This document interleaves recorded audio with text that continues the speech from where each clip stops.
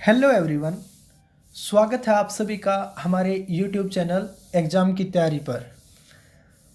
दोस्तों, इस चैनल पर हम आपको सभी कम्पिटिटिव एग्ज़ाम्स की तैयारी करवाएंगे।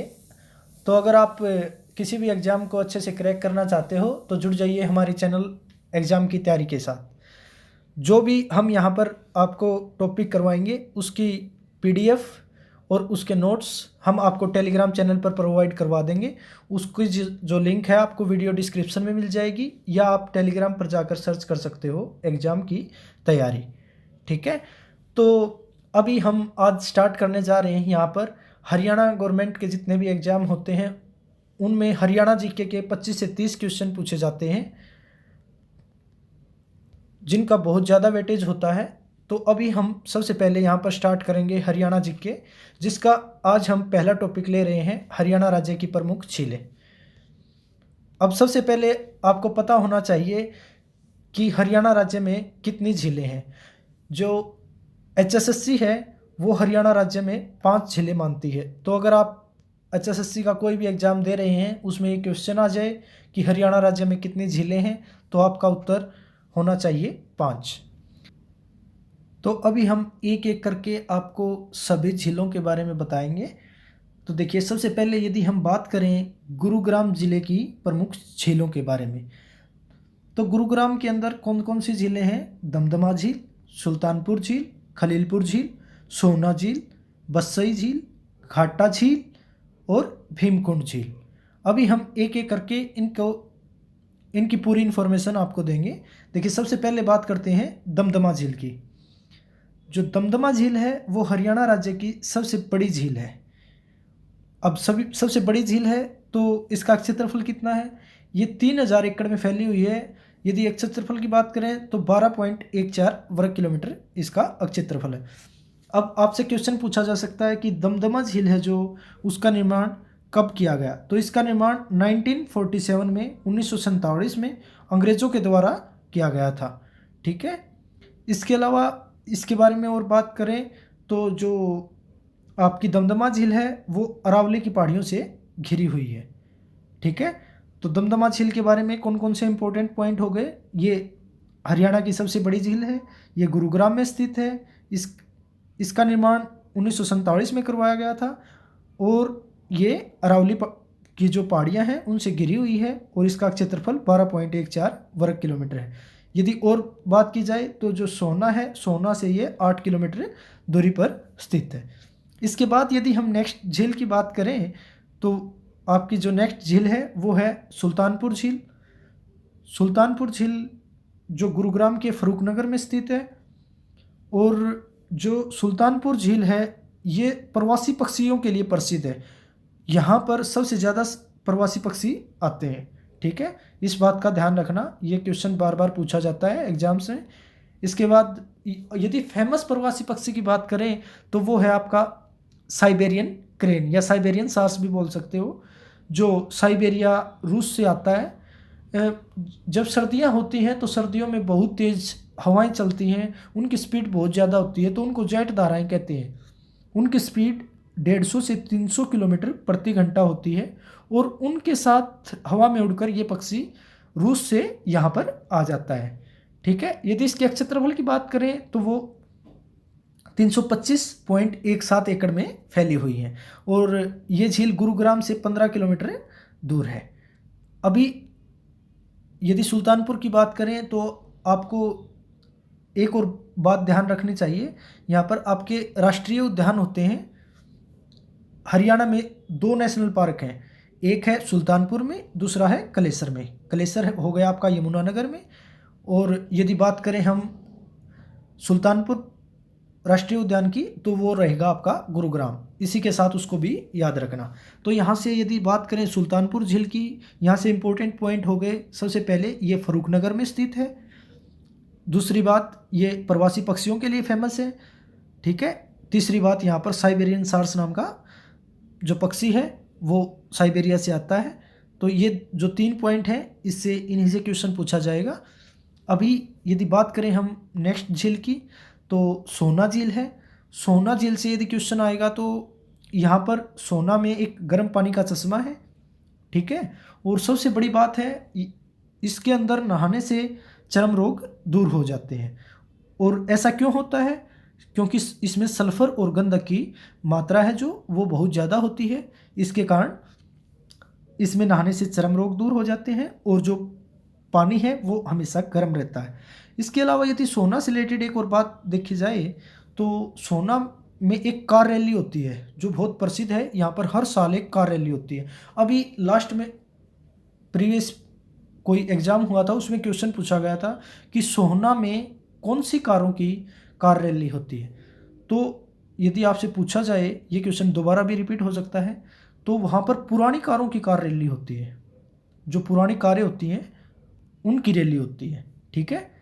तो इससे ये आपके 4 के 4 पॉइंट बहुत इंपॉर्टेंट रहने वाले हैं। इसके बाद बात करूँ नेक्स्ट झील की, तो आपकी इम्पोर्टेंट झील रहने वाली है जो गुरुग्राम में है, वो खलीलपुर झील।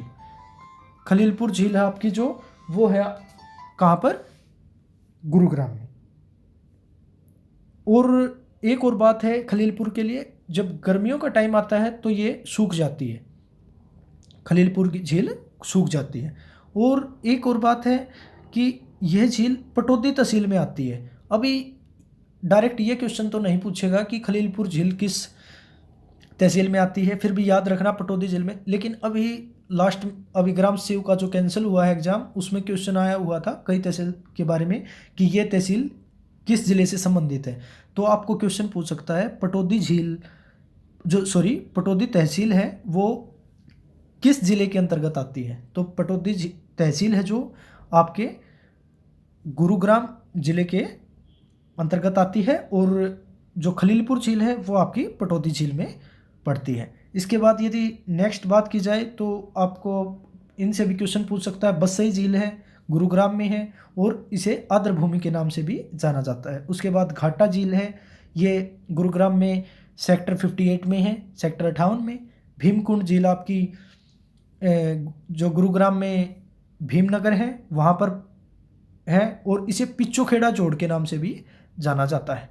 तो ये अभी मैंने आपको बताई, ये गुरुग्राम की कुछ मुख्य ज़िले थी। इसमें आपको जो याद रखनी है, खलीलपुर झील, सोहना झील, सुल्तानपुर झील और दमदमा झील, इनसे ही आपका एग्जाम में क्वेश्चन आएगा, बिल्कुल ऐसे का ऐसे। अभी बात करें यदि हम फरीदाबाद की प्रमुख झीलों की, तो फरीदाबाद की जो प्रमुख झीलें हैं वो इस प्रकार हैं, देखिए।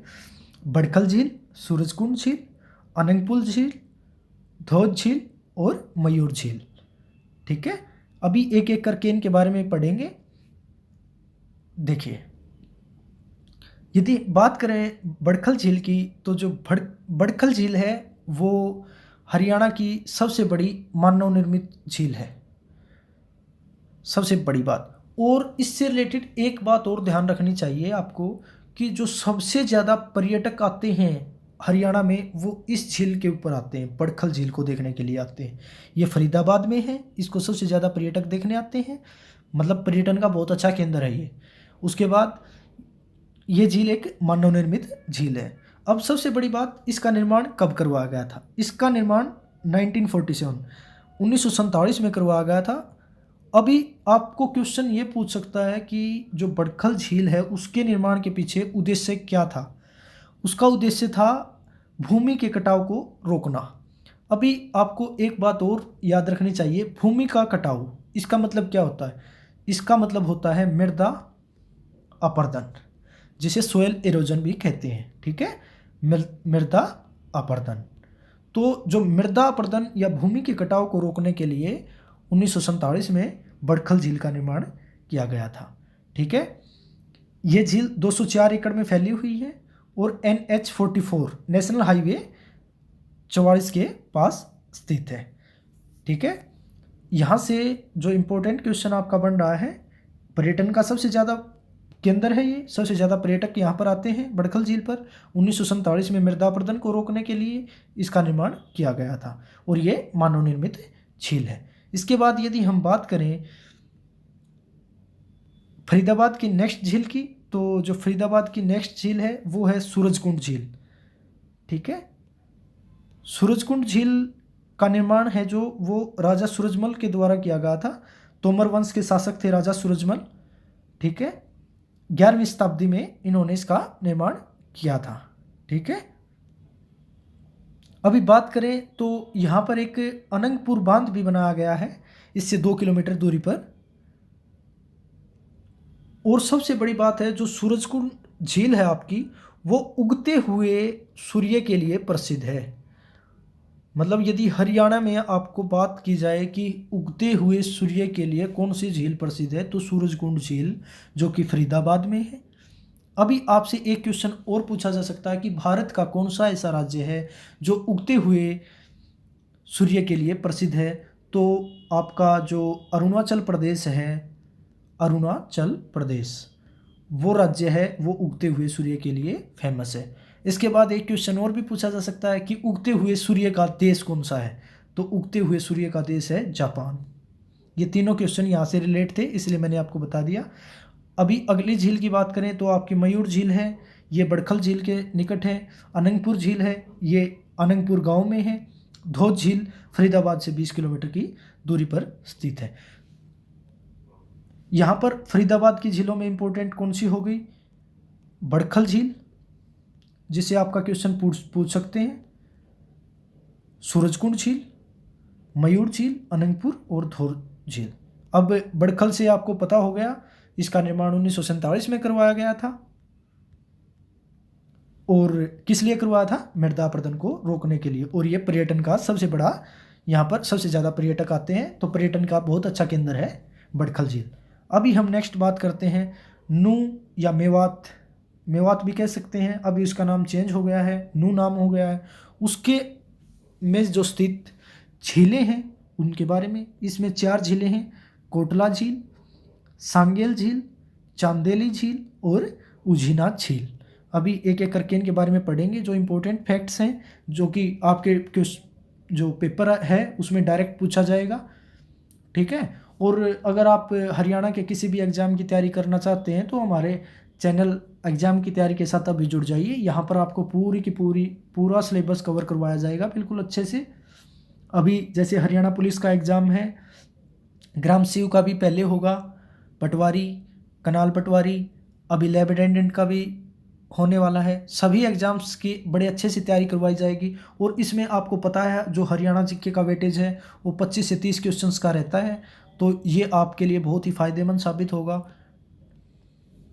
तो इसके लिए आप इस चैनल के साथ ज़रूर जुड़ जाइए। और यदि नोट्स और पीडीएफ चाहते हो तो टेलीग्राम चैनल का लिंक मैंने आपको बता ही दिया था, उसके साथ भी आप ज्वाइन कर सकते हो। यदि ये नोट्स आपको चाहिए हैं तो वहाँ से आप डाउनलोड कर सकते हो। अभी देखते हैं, हम बात करते हैं नू या मेवात की झीलों की। सबसे बड़ी बात है यहाँ पर कोटला झील, जो पहली झील आती है। तो बात करें इसके क्षेत्रफल की तो 20 किलोमीटर में फैली हुई है। सबसे बड़ी बात यहाँ पर है, जो कोटला झील है ये नूह तथा फिरोजपुर झिरका है, जो कि पहाड़ी श्रृंखला के पूर्व में अवस्थित है। ठीक है, आपसे ये क्वेश्चन पूछा जा सकता है कि कौन सी झील फिरोजपुर झिरका पहाड़ी श्रृंखला के पास स्थित है या नूह पहाड़ी के पास स्थित है, तो आपका उत्तर कोटला झील आएगा। यहाँ से आप इस लाइन को याद रखना, फिरोजपुर झिरका पहाड़ी के पास कौन सी झील स्थित है, तो आपकी कोटला झील रहेगी। इसके बाद बात करें करनाल ज़िले की झीलों के बारे में। करनाल ज़िला है जो, उसमें केवल एक ही झील है, करण झील, जिसे आप चक्रवर्ती झील भी के नाम से भी जान सकते हो। और ये झील करण के नाम से प्रसिद्ध है। आपने सुना ही होगा दानवीर करण, महाभारत का एक बहुत ही ज़बरदस्त पात्र रहा है। ठीक है, बहुत ही ज़बरदस्त योद्धा था ये दानवीर कर्ण। इनके नाम से इसका नाम करण झील पड़ा है, क्योंकि वो यहाँ पर स्नान करने के लिए आते थे।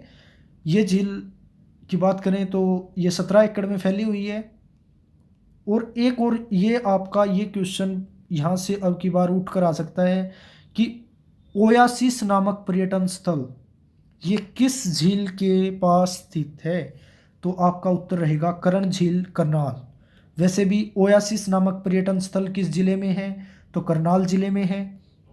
ठीक है, और जो करण झील है ये बिल्कुल आपका जो शेरशाह सूरी मार्ग है, जीटी रोड, उसके ऊपर है।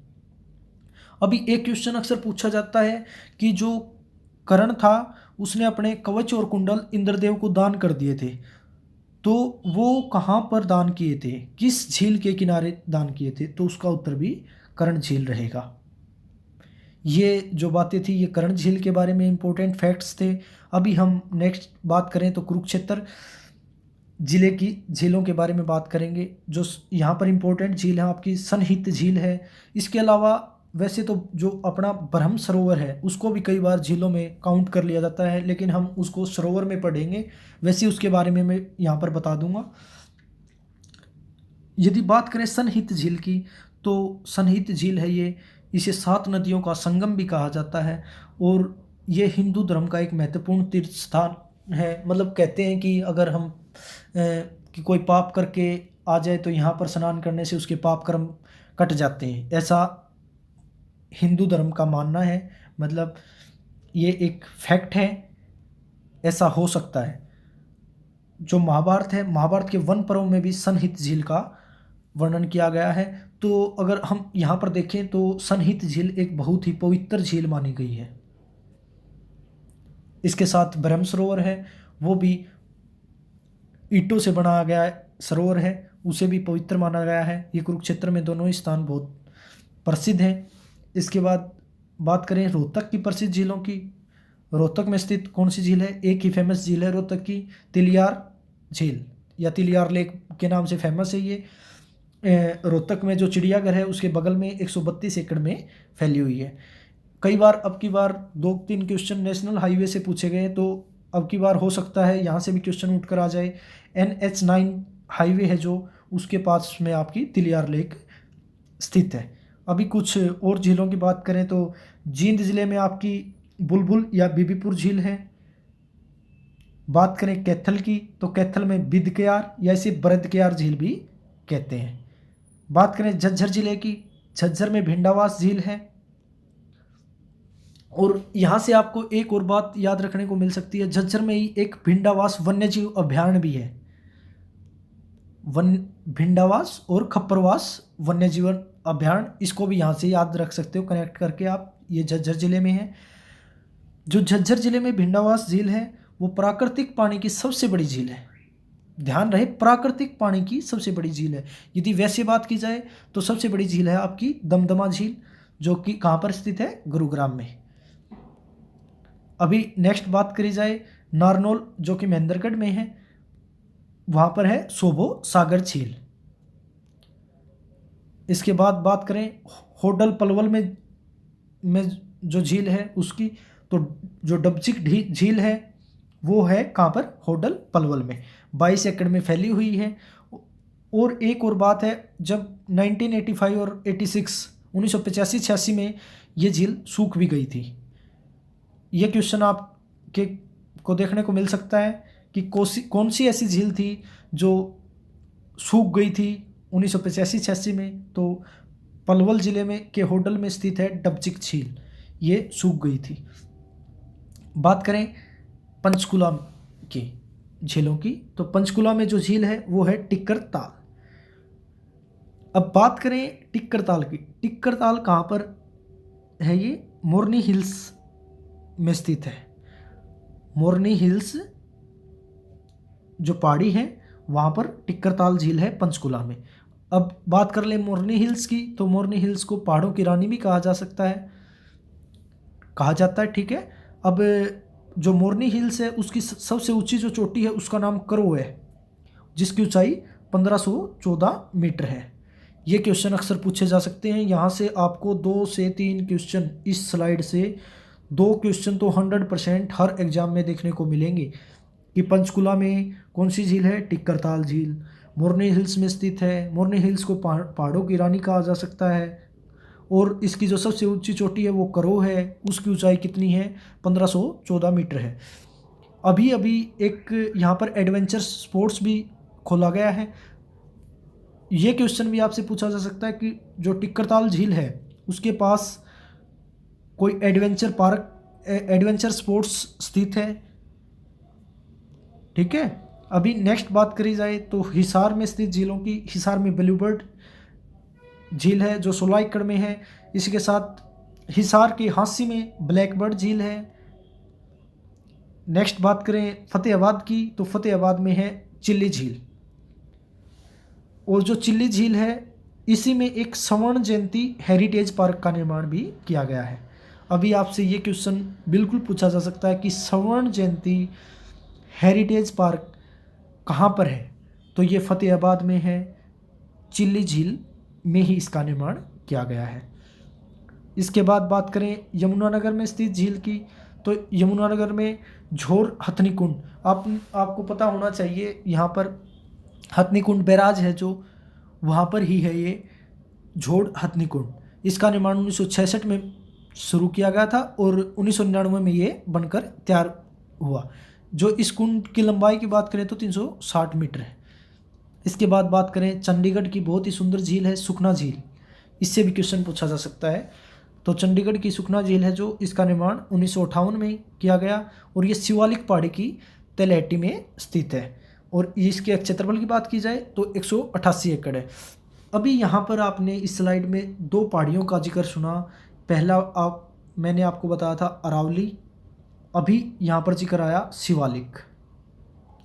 तो इन दोनों के बारे में आपको पता होना चाहिए। आपने पढ़ा था पहले कि दमदमा झील है वो अरावली के पास है। अभी पढ़ा है सुखना झील। सुखना झील कहाँ पर? शिवालिक की पहाड़ी पर। तो यहाँ पर यदि हम बात करें तो यदि उत्तर पूर्व की बात करें तो चंडीगढ़ पंचकुला ये यहाँ पर उत्तर पूर्व में लगेगा। उत्तर पूर्व की में जो पहाड़ी फैली हुई है वो है शिवालिक की। यदि बात करें पश्चिम की तो वहाँ पर अरावली की। इसको भी यहाँ से याद रखना।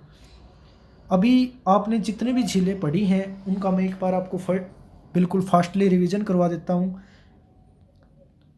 जिससे आपको ये बातें बिल्कुल याद रह जाएंगी और यहाँ से आपके 2 से 3 क्वेश्चन हर एक एग्ज़ाम में देखने को मिलेंगे और वो क्वेश्चन आपके मिस नहीं होने चाहिए।